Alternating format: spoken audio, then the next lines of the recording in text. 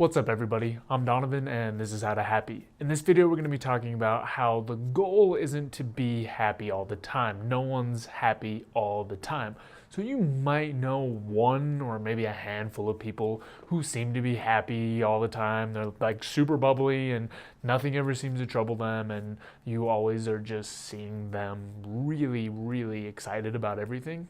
And you may have wondered to yourself, does this person just happen to know some kind of secrets that I don't know? Do they have some kind of ability that I don't have? Or are they just born a little bit different? What is the difference? Why are these people always so happy? Now, first, I'm going to argue that these people probably aren't happy all the time. That's just kind of what the outward disposition looks like.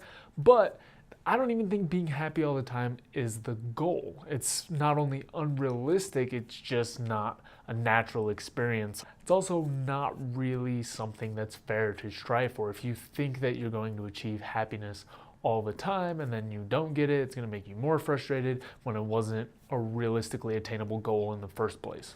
What's more likely is that this person that you know, this always super happy, never let anything bother them person, has a couple things going in their favor. One is that they've probably spent a lot of time going through things like positivity training, mindfulness, etc., practicing and honing these different skills to make it so that negative emotions only impact them for a short time, as well as being able to manage problems pretty well. On top of that, they may have a disposition to be good at these things a little bit more naturally. Now, that doesn't mean that everyone can't build out these tools. It's just that for some people, it's going to be easier than others.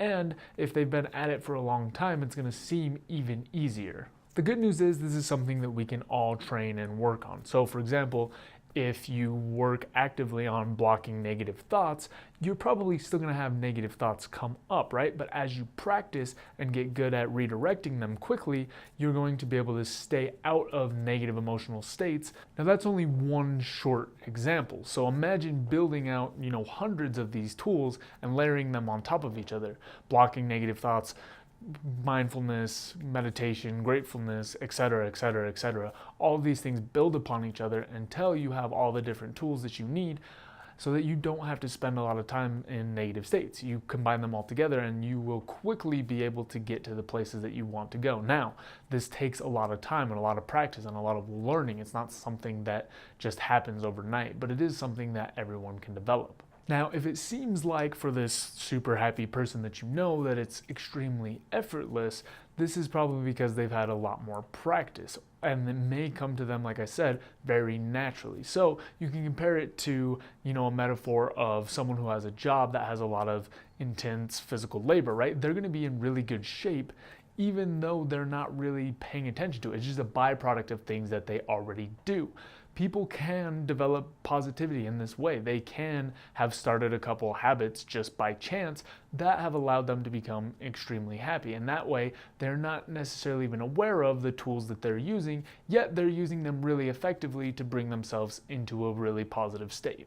So if you're not happy all the time, do not worry about it. And if you think that other people are, it's probably not very realistic. What's more likely the case is that people have built out some additional tools. So ask them what kind of tools they're using, do your own research, test some things out. As you add more tools to your arsenal, you're going to be able to be happier more and more often, or you're going to be able to just really negate these situations of negativity fairly quickly. So don't get discouraged, don't beat yourself up, don't compare, just start looking for the tools that you can use to get yourself a little bit closer.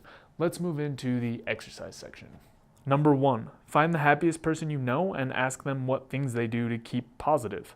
2, try one of their suggestions. That's all I've got for this video. As always, if you have any questions, comments, topics you want me to cover, throw them down in the box below and I'll get to them as soon as I can, and I will see you next time. You can check out more content at howtohappy.com. Also, don't forget to subscribe so you can stay up to date on the videos. We've also got a Twitter, Instagram, and Facebook that you can check out. Reflect, take action, and enjoy life. See you next time.